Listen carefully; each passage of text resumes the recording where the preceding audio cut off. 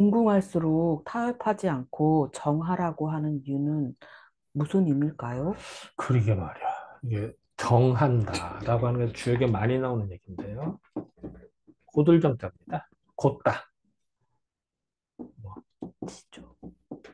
곧다, 뭐 고듬인데요.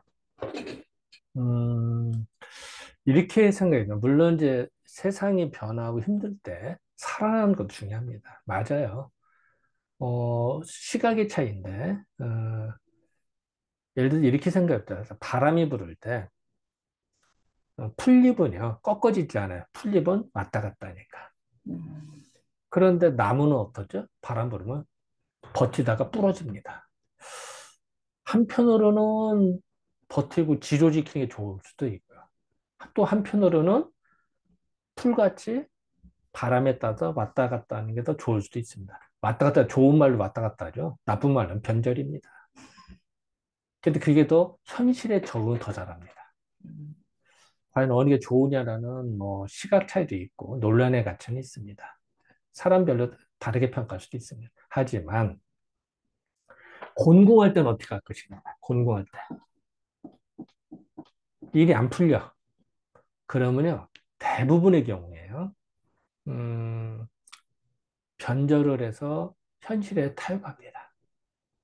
어, 문제는 그렇게 하다 보면 나중에 곤궁함이 없어졌을 때 남는 게 없어요. 그런데 곤궁할수록 곤다. 그러면 해결책이 생깁니다.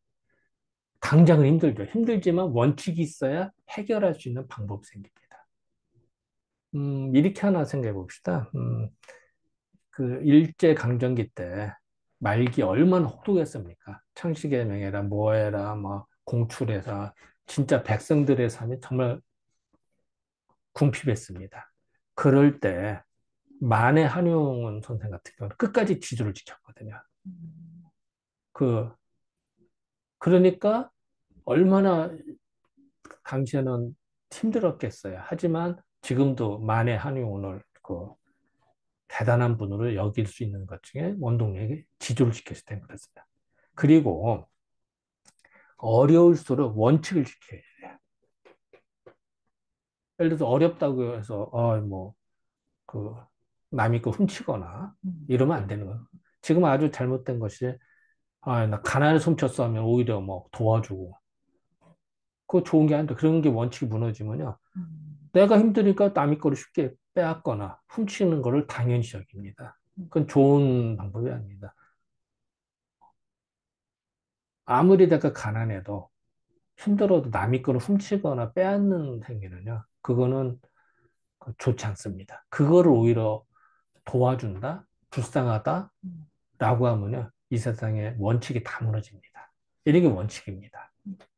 우리가 인간이 힘들어도요. 인간과 동물의 차이는요. 동물은 배고프면 눈에 뵈는 게 없습니다.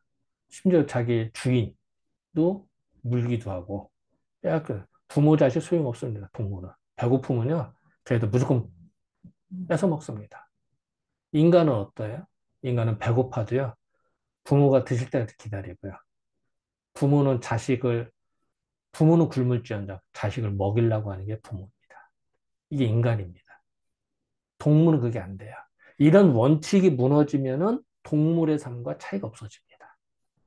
근데 우리는 그거를 더 중시해야 되는데, 그런 원칙이 돼요. 근데 그거를 무너뜨리면 문제가 생깁니다. 그래서 주역에서는 곤궁할수록 고도해야 된다라는 걸 강조를 합니다. 고도의 해결책이 생깁니다. 그렇지 않으면 안 돼요.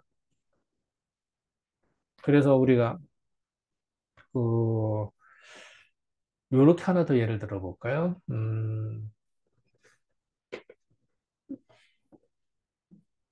나라의 지도자가 된다는 거는 어떻게 보면 미련스러울 정도로 원칙을 지키는 겁니다. 어떻게 보면 당장도 손해보죠. 예를 들어서 내가 무슨 말을 했다. 그 말을 꼭 지키려고 그래. 그래서 그것 때문에 손해를 봐. 하지만 당장은 손해보지만 장기적으로 봐서 어때죠? 그걸 따르는 사람이 또 많아집니다. 예를 들면 이제 그런 겁니다. 그래서 그런 일들은 부지기수입니다. 그래서 어쨌든 간에 우리들은 어려울수록 오히려 고든다. 이런 사람이 힘듭니다, 사실은. 하지만 나중에도 돋보입니다. 그리고 이게 해결책입니다. 그래서 주역에서는 곤궁할수록 정하라라는 거를 강조한 거죠. 참, 근데 말은 그래서 어려운 얘기입니다. 쉬운 거 아닙니다. 하지만 해결책은 이거다라는 걸 다시 한번 강조할 수밖에 없네요. 네, 감사합니다. 감사합니다.